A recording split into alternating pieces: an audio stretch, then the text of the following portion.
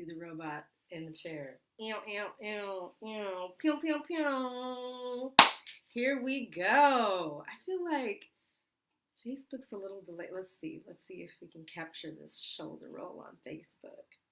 A little, a little. Look at that. Swoosh, swoosh, swoosh. All right. Welcome to another episode of Day to Day with Dorothy.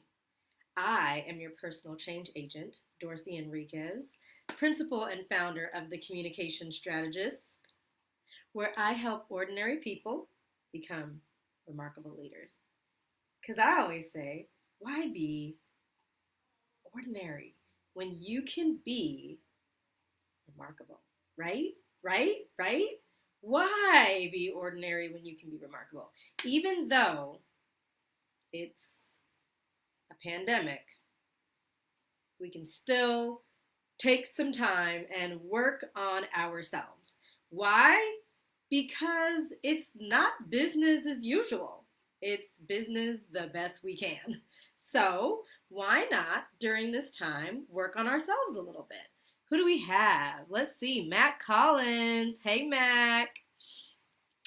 Let's see.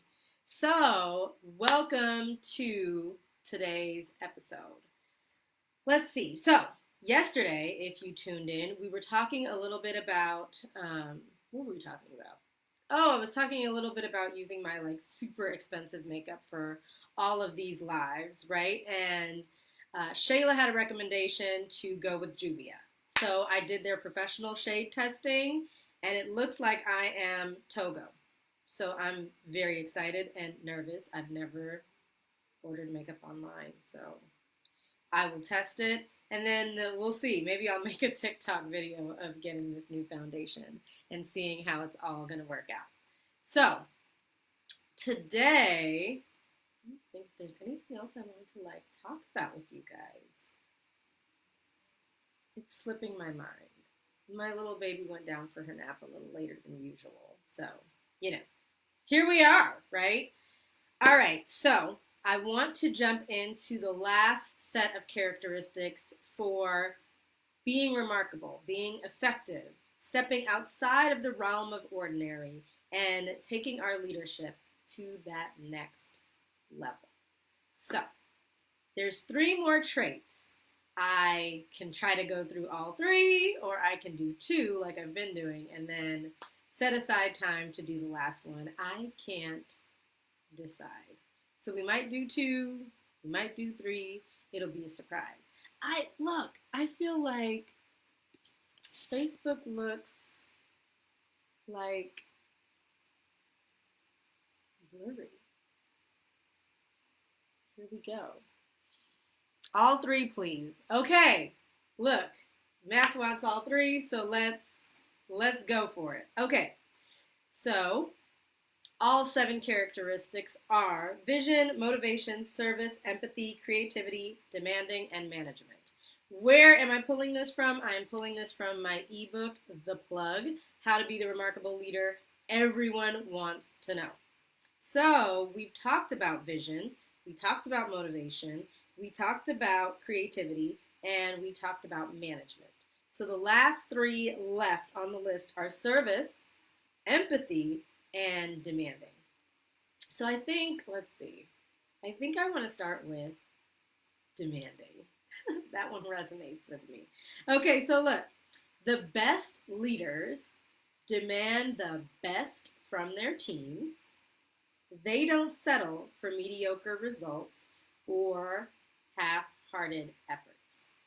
So look, when I think about demanding, it always reminds me of just different teachers that I've had throughout my, education, all the way from elementary school all the way through graduate school.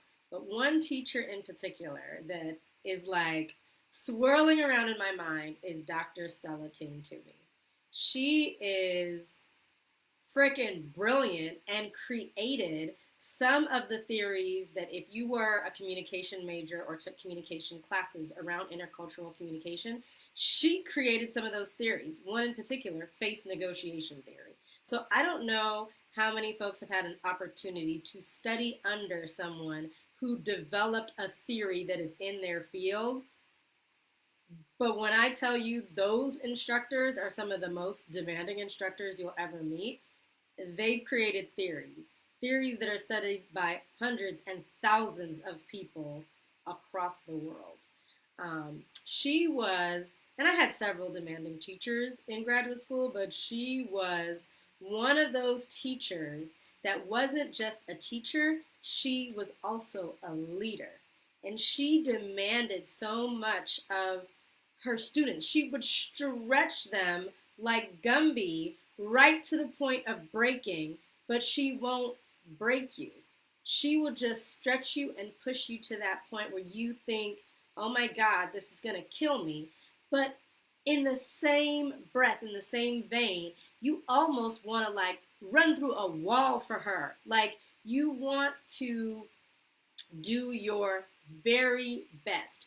You want to make sure that when you submit that 20-page paper, you put in all the cited works, like you are using your best, most elevated language, like you did your research. This paper makes sense, it's well organized. And when I think of those demanding teachers, it also translates to different bosses that I've had throughout my career, especially the boss that I had prior to leaving corporate. Golly, she was one of my most demanding bosses. Damn! But she pushed me like no one else pushed me. And I also feel like not only was she just pushing me for the sake of pushing me, I feel like she was pushing me because she wanted me to see what I was capable of. Because I think sometimes we shrink back, right? And we don't really believe that we can do X. We don't really believe that we have capacity to do Y. But every time we are pushed, that's how we build capacity. Every time we feel like, oh, I cannot do this, that is how we build capacity. It's kind of like, working out or being like an athlete.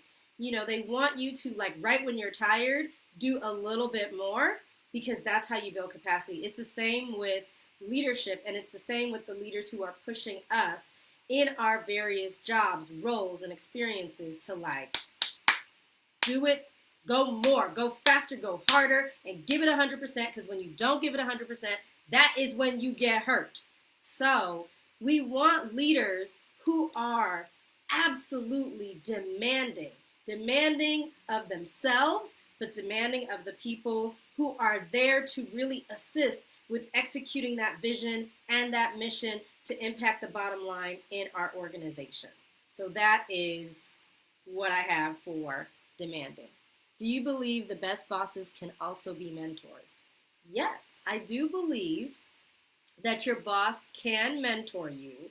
However, your boss has to be really cautious about the mentoring piece. While they can coach you, coaching and mentoring are two different things, and sometimes in this mentoring process, the lines can get blurred for both boss and employee.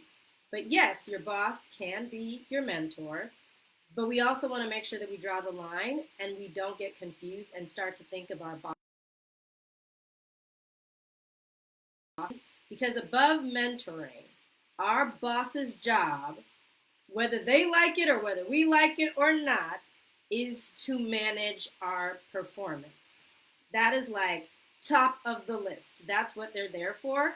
And so while yes, they need to step into these other roles, absolutely, they need to make sure that there's balance and that the employee has the work maturity to navigate these different lenses in which the boss would be able to build rapport and relationship with that employee.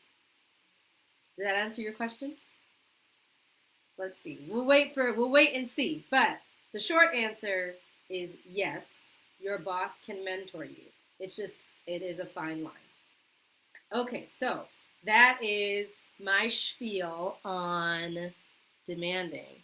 And I see a heart over here on Facebook. I don't know where the heart came from. Look, I'm not wearing my glasses. You got to pick a struggle. So either we do the lashes or we do the glasses, and a lot of times I pick lashes. Okay, so that was demanding. Next, let's talk a little bit about service. So for service, the best leaders are those who serve their followers. They seek to serve their team and make their team as effective as possible. If you've ever heard of servant leadership, that is wrapped up, and infused into this concept of service. Sometimes leaders, bosses, managers get it twisted and think that the employees are there to serve them, right? And if they think of it like a pyramid, the boss thinks that they are at the top of the pyramid, and then other people in the organization fall underneath them. But really, what we want to do, if we want to be remarkable, is we want to flip that pyramid around. And the leader ends up sitting at the bottom in service to the mission, the vision, the employees, the people who report to them, the people who are depending on them to guide this flagship in whatever direction we're supposed to be going. And as things come our way that are negative, things that may come our way that are adverse, things that may come our way that are just plain unexpected, thereby fanning the flames of uncertainty, the leader is in service to the other elements and components on this pyramid. And what does that mean? What does that look like? That means really looking out for the corporate health and wellness of the folks who report to you. So what do I mean by that? What I mean is, do the people who work for you, do the people who are bringing this stuff to life, because none of us can do it alone. No one can really be self-made. Even the best leaders are not self-made. They have help and they have a team. Even if the team is like quiet in the back, they still have a team making the magic happen. So what does this look like when the leader is operating in service to the folks who report to them, and they're just really making sure that they've got their corporate health top of mind? That looks like making sure that they have what they need to do their job. If they need certain technology, do they have it? If it needs to be the most updated, is it? Do they have the coaching, the feedback, and the guidance to know, are they doing a good job, right? Waiting for the performance review is not being in service to the people who report to you. It's just not, right? And waiting for everything to break and fall apart before you want to like punch someone in the face verbally, that's not it either. We have to be giving steady feedback along the way. That's how we maintain that corporate health. That's how we keep people engaged, because we're engaged and plugging in with them. Are we creating an environment where, hi, Shyla does it? Are we creating an environment where people feel safe to speak up? As the leader, we want to be very conscientious about the environment and the culture that we're creating, even when we work within larger cultures and larger environments. Each department has its own subculture, just like if you go to like a country or a city, there's the main culture, but then there's a bunch of subcultures within it. That's how organizations work as well. What kind of culture are we building where folks feel safe? They feel like they can speak up if they made a mistake. They feel like they can speak up if others have made a mistake and it's putting the mission and vision in danger, right? Do they feel connected? If we're going to be spending all this time together, do I feel connected with the people that I'm working with? Do I feel like these individuals are partners with me so that we can get stuff done? Do I feel like I belong, or am I not bringing my best self, my whole self, my authentic self to work? Like, can I not show up the way that I need to show up in order for us to move this along? Because all of us are necessary to make this gadget go, right? So if all of us are necessary in service to the people who report to the leader, we got to make sure that these folks are like healthy and whole and ready to show up, stand up, and be counted, right? And part of that is being able to give feedback, all the types of feedback, the developmental feedback, the constructive feedback, and then as people advance and they elevate within their roles, being able to give them advice that they can then take back and synthesize. All of these different things allow us to be in service to the people who report to us. And even when we don't have a title, we can still be in service to the people that we influence so that we can help them be effective. That is how we go from being ordinary to being remarkable, right?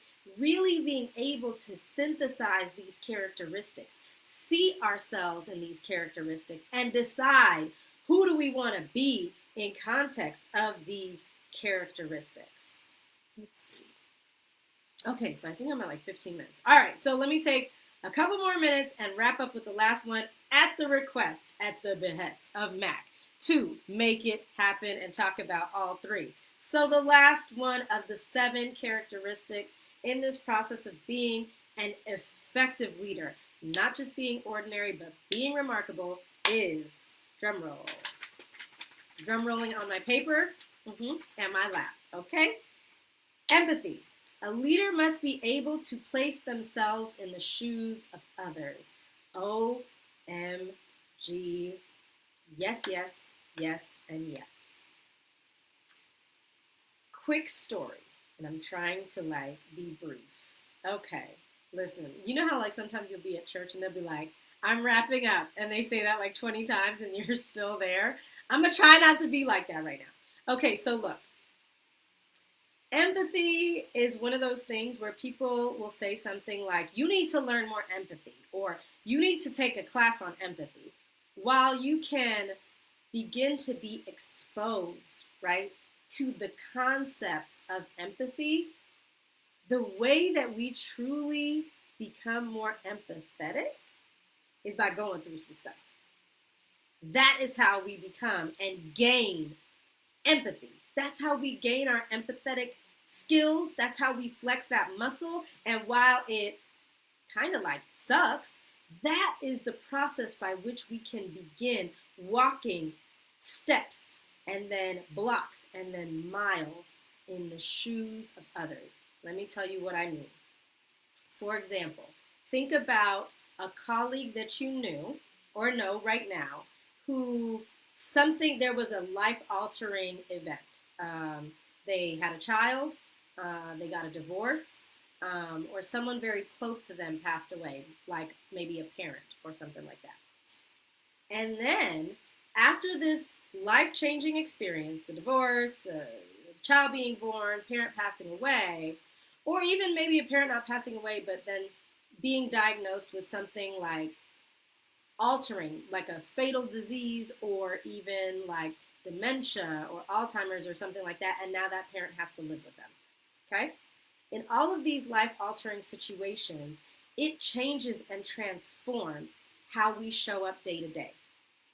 And sometimes we have that manager who doesn't know how to lead us during this evolution, during this transformation, during this change.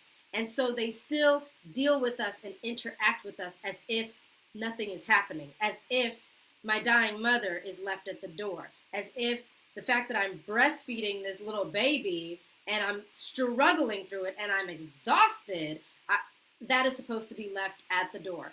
Or the fact that, my spouse left or I left, that is all to be left at the door as I'm trying to figure out and navigate in this new space.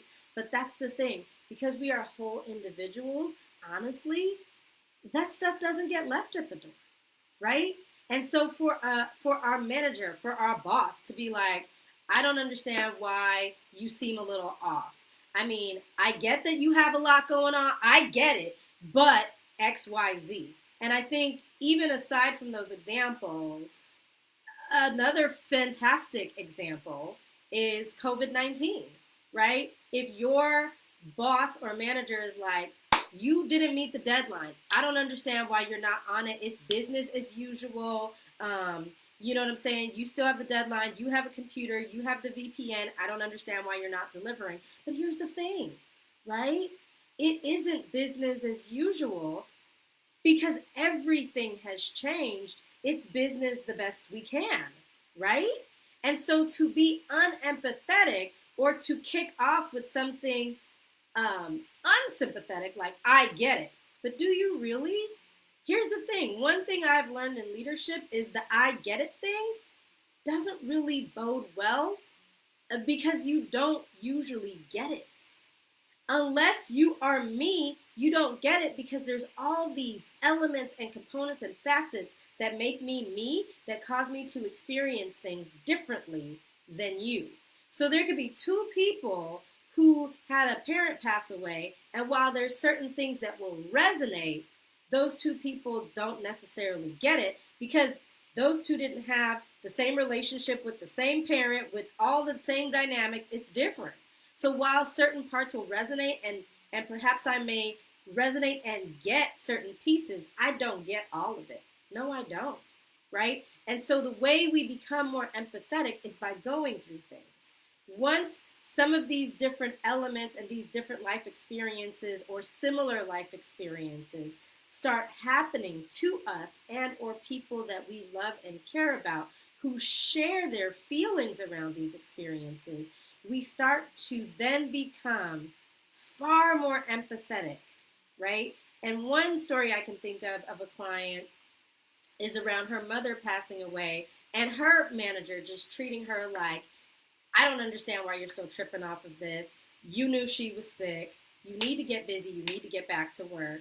I get it, right? And when the opportunity presented itself for her to leave that organization, she left with a quickness. And it wasn't until her manager realized, like, okay, there's just so much going on. I'm just going to take over her role and I'll do my role as well. And then she realized, golly. And then she had a couple life events happen to her. Not the same one, but different ones that caused her to be pulled in a variety of directions. And she then realized it doesn't get left at the door, right? And it could have been a year or 2 or 3 after the fact, but she went and called that employee back and apologized and said, I was not empathetic. I was not understanding. And now I see just how much work it is to be dealing with the elements of life and still try and show up to work at 100%. So going from ordinary to remarkable means being empathetic, being able to do your best, especially when you can't relate, especially when there aren't points where you can easily connect, to try and walk a mile in other people's shoes so that you can show up and be a better leader for them. So, all 3. Okay, I'm going to wrap this up. So, the last 3 that we talked about were demanding, service, and empathy. So, really quick reminders. The demanding aspect of leadership is that the best leaders demand the best from their teams. They don't settle for mediocre or half-hearted efforts. If we're going to be in service and we're going to be the best leaders, we're going to be remarkable leaders, we are going to serve our followers. They seek these leaders. They seek to serve their team and make their team as effective as possible, and we're going to be empathetic. A leader must be able to place themselves in the shoes of others. And here's the thing. Even if you don't have direct reports, you are still a leader, and you are required to lead from every seat you sit in. Even if that is leading your toddler in a puzzle activity that she doesn't want to do, and being able to acknowledge if he or she is frustrated, right? Instead of being like, there's nothing to cry about, this isn't hard, or, when you're 5, you're not going to remember this. But being able to be empathetic, and while you don't get all the things that are frustrating, being able to come down, meet them where they are, and say, hey, I see that you're frustrated. Do you want to do another activity, or would you like some help with this one?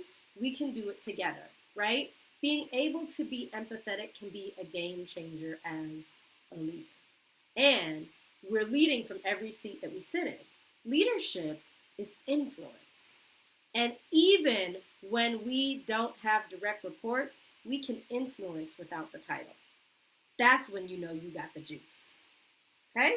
So, this is all coming from my ebook, The Plug, How to Be the Remarkable Leader Everyone Wants to Know. And that ebook is what you want to have in preparation for when outside opens back up. You don't want to not be ready. You don't want to be the person that has been binge watching Netflix and Hulu and all of the things, and then you realize, oh my God, other people were using this time to develop and get their life together so that they can be the plug, the resource, the leader that everyone wants to know. And you're like, how are they doing it and they don't have any direct reports? How are they doing it and they don't have a title? How did they come out of these Rona streets like ready, like not playing any games? That is how. So if you are interested, shoot me a note, drop me a line, send me a DM, and last but not least, two things. One, if you like this video and you think you've got a couple leader pals that could benefit, share, or put a comment, but share for sure. And if you enjoy this content, you know what else I think you'll enjoy? I think you will enjoy it. It goes out every Friday. I'll be in these streets making magic, providing a little leadership advice and some shoulder rolls virtually for all of you who are ready to tune in and make some magic. So, those are the two. Sign up for the free newsletter and share this video. If you like this video, shoot me a note. Let me know what you think. And I hope that the week is productive where it can be, and that you are cutting yourself some slack and being compassionate to yourself, because none of us, when I say none of us have ever lived through anything like this, right? None of us. So, I hope this has been helpful. I hope there are a couple little nuggets that you can add into your bag of tricks, because at the end of the day, right, why be ordinary when you can be remarkable? I am Dorothy Enriquez. I'm the communication strategist, aka your personal change agent, here to help you never miss an opportunity to transform. And I will be back here tomorrow while my little baby is napping. She might be awake and playing with her toes. So I'm going to go check on her and see what she's up to, and I'll dance out, right? Dance out with you. Dance out. Thank you for tuning in. Hey, Outwoken Tea. Dancing for you, Facebook. Dancing for you. Dancing for you. Yes. All right.